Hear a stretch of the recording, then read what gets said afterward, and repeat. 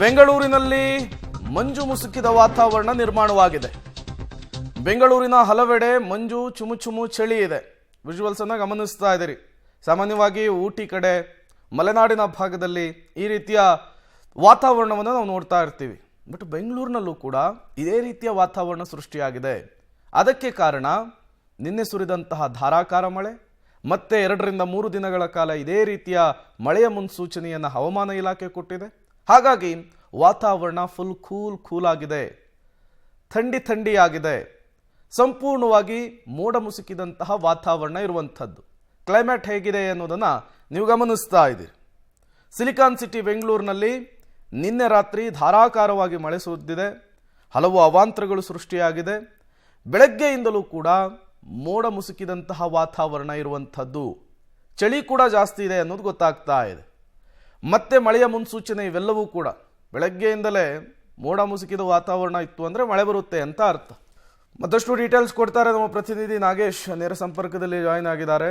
ನಾಗೇಶ್, ಸದ್ಯಕ್ಕೆ ಬೆಂಗಳೂರಿನ ಪರಿಸ್ಥಿತಿ ಹೇಗಿದೆ ಅಂತೇಳಿ? ನಿನ್ನೆ ರಾತ್ರಿ ಮಳೆ ಸುರಿದಿದೆ, ಮತ್ತೆ 3 ರಿಂದ 4 ದಿನಗಳ ಕಾಲ ಮಳೆ ಆಗುತ್ತೆ ಅನ್ನುವಂತಹ ಮಾಹಿತಿ ಇದೆ. ಕ್ಲೈಮೇಟ್ ಹೇಗಿದೆ, ವಾತಾವರಣ ಹೇಗಿದೆ ಅಂತ? ಪ್ರೇಮ್, ಬೆಂಗಳೂರಿನಲ್ಲಿ ರಾತ್ರಿ ಸುರಿದಂಥ ಮಳೆಗೆ ಬೆಂಗಳೂರು ಸಂಪೂರ್ಣವಾಗಿ ಒಂದು ರೀತಿ ಮಲೆನಾಡು ರೀತಿ ಭಾಸವಾಗ್ತಿರುವಂಥದ್ದು. ಯಾಕಂದರೆ ಬೆಂಗಳೂರಿನ ಎತ್ತ ಕಡೆ ಕಣ್ಣಾಡಿಸಿದ್ರು ಕೂಡ ಸಂಪೂರ್ಣವಾಗಿ ಫಾಗ್ ಆಗಿರುವಂಥದ್ದು. ನಾನು ವಿಜುವಲ್ಸ್ಗಳಲ್ಲಿ ತೋರಿಸುವ ಒಂದು ಪ್ರಯತ್ನವನ್ನು ಮಾಡ್ತೇನೆ ನಿಮಗೆ ಲೈವ್ ಆಗಿ. ಈಗಾಗಲೇ ನಾನು ಯಲಹಂಕದ ಕೋಗಿಲು ಕ್ರಾಸ್ ಭಾಗದಲ್ಲಿ ಇದ್ದೇನೆ. ಅದು ಫಾಗ್ ಸಂಪೂರ್ಣವಾಗಿ ಎದುರುಗಡೆ ಏನು ಕಾಣದ ರೀತಿ ಫಾಗ್ ಆಗಿರುವಂಥದ್ದು. ಎಲ್ಲೋ ಒಂದು ಕಡೆ ಬೆಂಗಳೂರಿನ ಹೊರಗಡೆ ಬಂದು ನೋಡಿದ್ರೆ ಎಲ್ಲೋ ಮಲೆನಾಡಲ್ಲಿ ಇದ್ದೇವೆ ಅನ್ನುವಂಥ ಫೀಲ್ ಆಗ್ತಾ ಇರುವಂಥದ್ದು. ನಾನು ವಿಜುವಲ್ಸ್ಗಳಲ್ಲಿ ನಿಮಗೆ ತೋರಿಸ್ತಾ ಇದ್ದೀನಿ.